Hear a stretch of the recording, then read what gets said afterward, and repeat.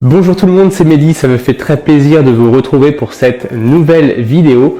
Aujourd'hui, on va parler d'un phénomène qui est très connu en psychologie qui s'appelle le biais de confirmation. Si vous le connaissez déjà, restez quand même sur cette vidéo puisque dans quelques instants, on va faire une petite expérience où on va voir si vous êtes capable ou non de contourner ce biais cognitif. Pour faire simple, un biais cognitif, c'est une erreur du traitement de l'information, une sorte de déformation de la réalité.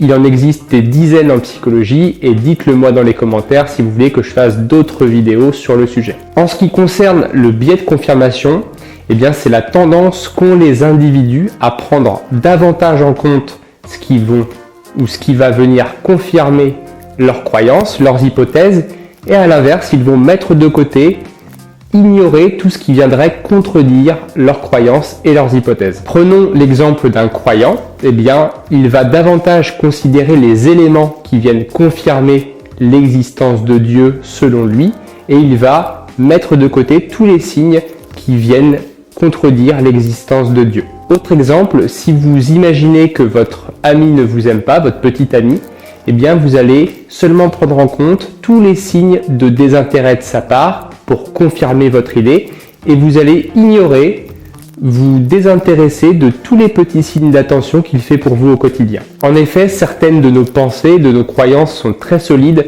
tout simplement parce qu'elles nous permettent de comprendre le monde qui nous entoure. Malheureusement, celles-ci sont parfois dysfonctionnelles et elles sont à l'origine de nombreux problèmes relationnels et psychologiques. En fait, accorder plus d'importance à ce qui viendrait contredire nos croyances, eh bien ça reviendrait à sans cesse modifier notre compréhension, notre carte du monde, et ça, notre cerveau n'aime pas ça. En effet, ce dernier est d'une certaine manière fainéant, économe, et il préfère souvent prendre le chemin le plus rapide et rester sur ses acquis pour ne pas dépenser trop d'énergie. Le problème que cela pose, c'est celui d'une certaine rigidité de l'esprit qui nous empêche de modifier nos comportements et nos pensées. Je vous donne un exemple concret pour que vous puissiez comprendre à quel point il est important pour nous de protéger nos croyances. Admettons que vous ayez fait un régime pendant une semaine, que vous avez fait des efforts pour manger matin, midi et soir des légumes et des fruits. Et quand arrive le fameux moment de vous peser sur la balance, vous voyez que votre poids reste inchangé.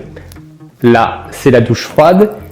Et qu'est-ce que vous allez faire à ce moment-là? Eh bien, tout simplement, vous allez soit vous enlever de la balance, puis vous repeser pour voir s'il y a eu un mauvais calcul. Vous allez un peu modifier la pression des pieds pour modifier le placement de l'aiguille. Vous allez peut-être même appeler quelqu'un d'autre de votre famille ou un ami pour qu'il se pèse lui aussi pour voir s'il n'y a pas en fait un vrai problème au niveau de la balance. Bref, vous allez faire tous les efforts possibles et imaginables pour essayer de préserver votre croyance de base. À l'inverse, si vous avez fait un régime d'une semaine et que là vous voyez sur la balance que vous avez perdu 3 kilos, eh bien vous allez être satisfait du résultat et vous n'allez absolument pas chercher à réfuter ou à vérifier le poids indiqué sur la balance. En effet, le poids indiqué vous convient et vous n'allez pas faire le moindre effort pour essayer de modifier votre croyance, ce qui reviendrait à en fait remettre en cause tous les efforts que vous avez faits lors de votre régime. Comme je vous l'avais promis en début de vidéo, nous allons faire un petit test pour voir si vous êtes sujet au biais de confirmation. À l'écran, vous voyez en ce moment 4 cartes disposées à plat sur une table, enfin essayez d'imaginer qu'elles sont disposées sur une table, un chiffre sur une face et une lettre sur l'autre. Une seule face est visible. La consigne est simple. Quelle carte devez-vous retourner pour déterminer que la règle suivante est vraie? Si une carte porte un dé sur une face, alors elle porte obligatoirement un 5 sur l'autre face. Attention, il ne faut pas retourner de carte inutilement ni oublier d'en retourner une. Je vous laisse 10 secondes.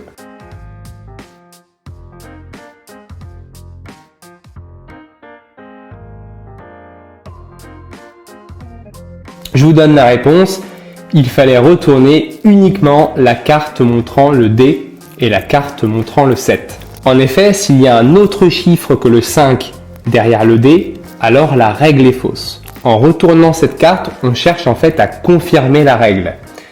En ce qui concerne la carte 7, s'il y a un dé derrière, alors là aussi la règle est fausse. Retourner cette carte permet de réfuter la règle.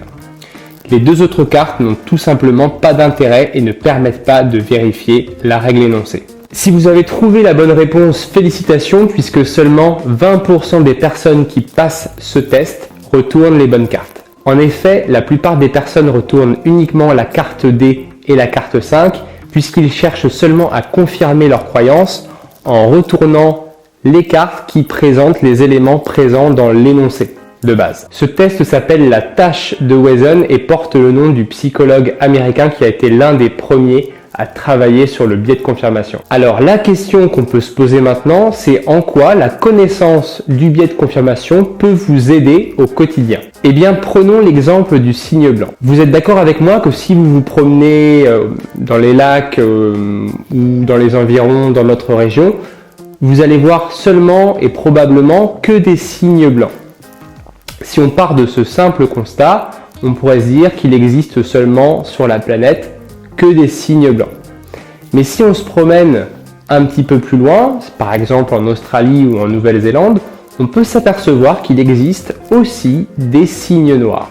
À ce moment-là, le fait de voir un seul signe noir viendrait remettre en cause toute notre croyance qui est tous les signes sont blancs. Moralité, vous pouvez voir autant de signes blancs que vous voulez, cela ne permettra jamais de vérifier votre croyance et la réalité. A l'inverse, si vous voyez ne serait-ce qu'un seul signe noir, cela vient remettre complètement en cause votre croyance et donc d'avoir une meilleure connaissance, une meilleure vision de la réalité et du monde qui vous entoure. En d'autres termes, en ce qui concerne vos croyances, il est bien plus pertinent d'attacher ou d'accorder de l'importance à ce qui vient contredire nos croyances plutôt que de se focaliser uniquement sur ce qui vient confirmer nos croyances. En bref, si vous voulez tenter de connaître la vérité sur le monde, commencez dès maintenant à rechercher votre signe noir. Voilà, cette vidéo est terminée. J'espère que comme d'habitude, vous aurez appris des choses. Si vous avez des questions sur le biais de confirmation, n'hésitez pas à me les écrire dans les commentaires. N'hésitez pas non plus à vous abonner, à commenter, à liker et à partager pour me soutenir. D'ici là, je vous souhaite une très bonne continuation et je vous dis à très bientôt pour de nouvelles vidéos. Salut!